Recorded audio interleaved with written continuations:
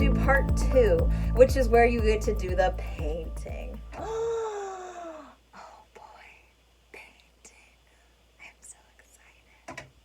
For our artwork this week, we are going to be inspired again by our famous celebrity artist, Lourdes Villagomez. Remember, she's from Mexico, and she uses geometric shapes and bright colors to create her beautiful artwork inspired by her Mexican heritage. Before we get started painting this week, I'm going to show you some tips and tricks to paint successfully. We need to make sure we are using our watercolor paint set and our brush correctly so that we can be awesome painters and also take really good care of our art supply.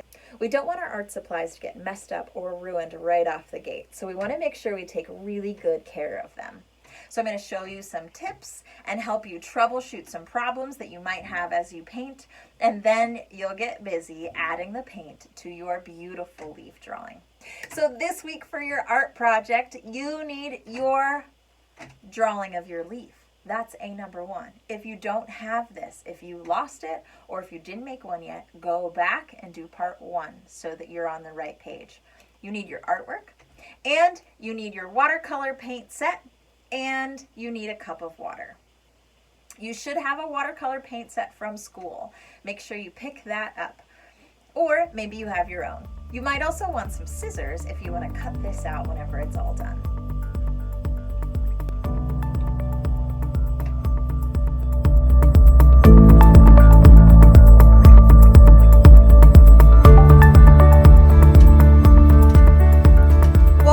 Art class, boys and girls, we are here for part 2 of our giant enlarged modern leaf painting project. You did this part last week where you put patterns and designs all over your leaf, inspired by artist Lourdes Villagomez, and now we get to paint it. A couple things about painting first. You have your watercolor paint set. It might have the traditional colors or it might have glitter colors, depending on which set you got from the school. The school has a free paint set for you, so please make sure you have gone to school to get your free paint set. Once you have that, you are ready to get started. Now, a few things to remember, boys and girls. You need some water and your paintbrush in order to paint today. Have that water nearby you, nice and close, and your paint set. Now, watercolor paint comes dry. You have to activate your watercolor paint to get it ready to work. So the first thing I like to do is add just a drop or 2 of water in every paint color so that it gets a little bit wet and is ready to work with. So I'm just dropping a little bit. Great. I'm gonna let that set. Now, when we paint, please remember a few things, boys and girls. You want a clean paintbrush, okay? When we go to clean our paintbrush, remember, we wiggle our paintbrush down in our water cup like this, and then it will drip when we lift it out, so you touch it to the inside of your cup. We don't want to make a big mess. If when you lift it out, you go like this, remember, the water splashes all over the place, and that is not what we want to do. We don't want to make a big mess in our homes or wherever we are to do our painting. So once you clean your brush, you touch it carefully twice on the inside of your cup. The other thing you want to do is keep your brush nice and straight and pretty and clean. When we get our paint out of our watercolor paint set, you want to carefully swizzle it around very gently, okay?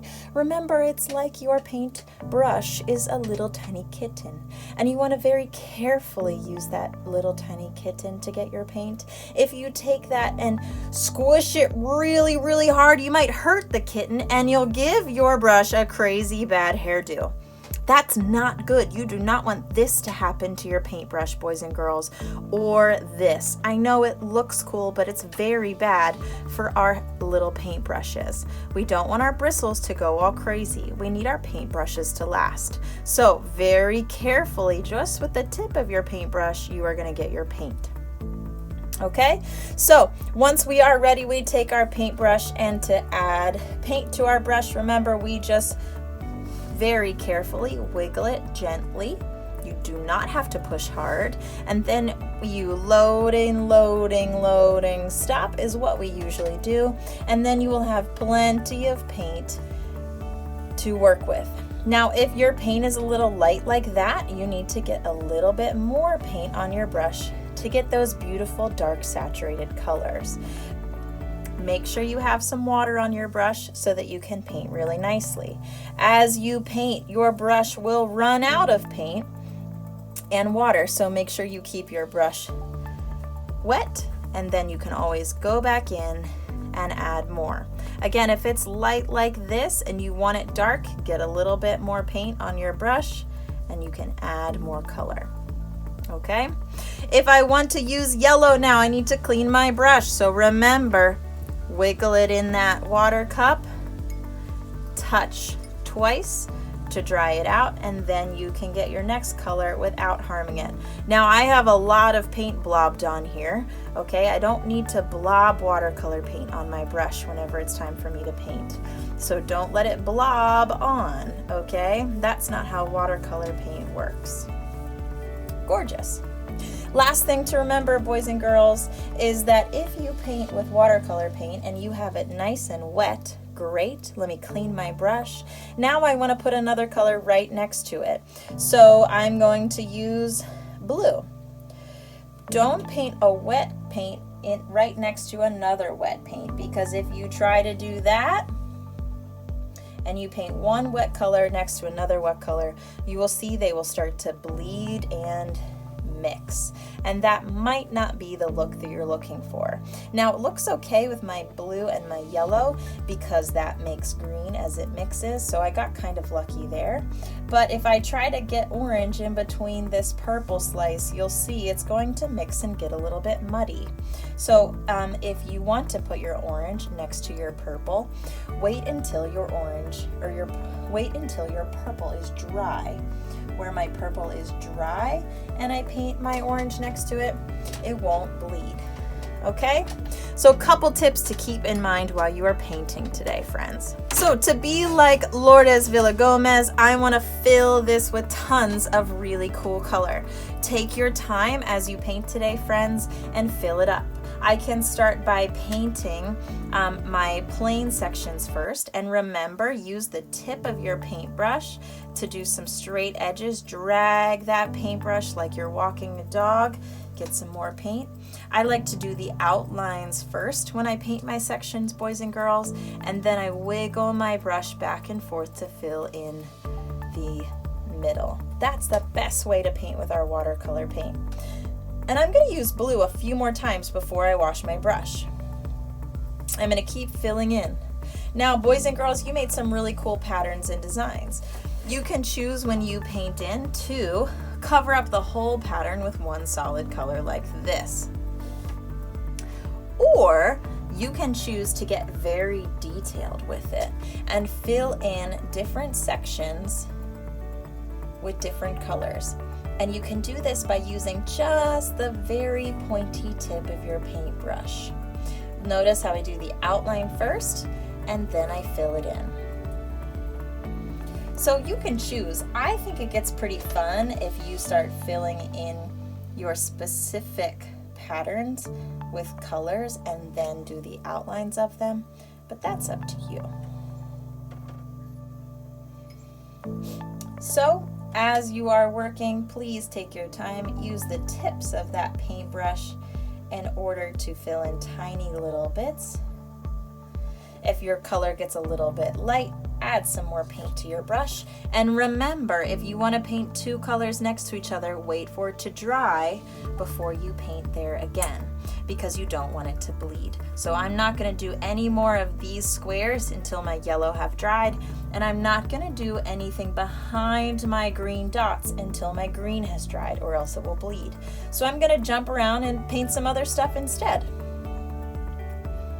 My goal is to fill in all of my white space on my Monstera plant so that there is no white left.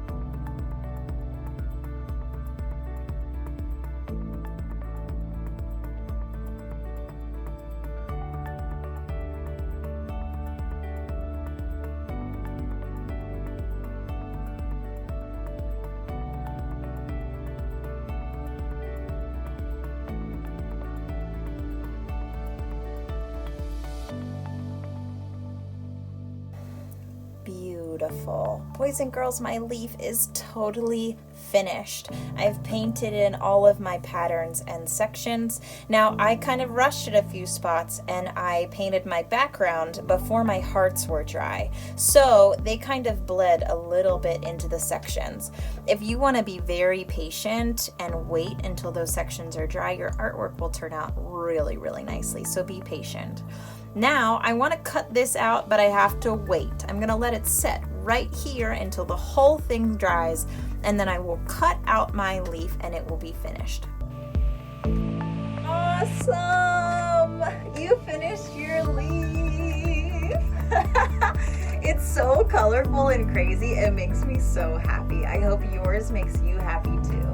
Especially when they're cut out, then they look more like real leaves. Wow. Our final step is to take a picture of ourselves with our final artwork and upload it into Canvas for grade. So hold it up in front of you. If you did a Monstera, you can look through it.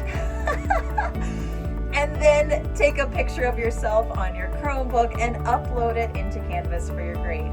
Please upload your artwork now that it's finished. I really want to see your beautiful fall leaf creations inspired by our celebrity artist, Lourdes Villagomez.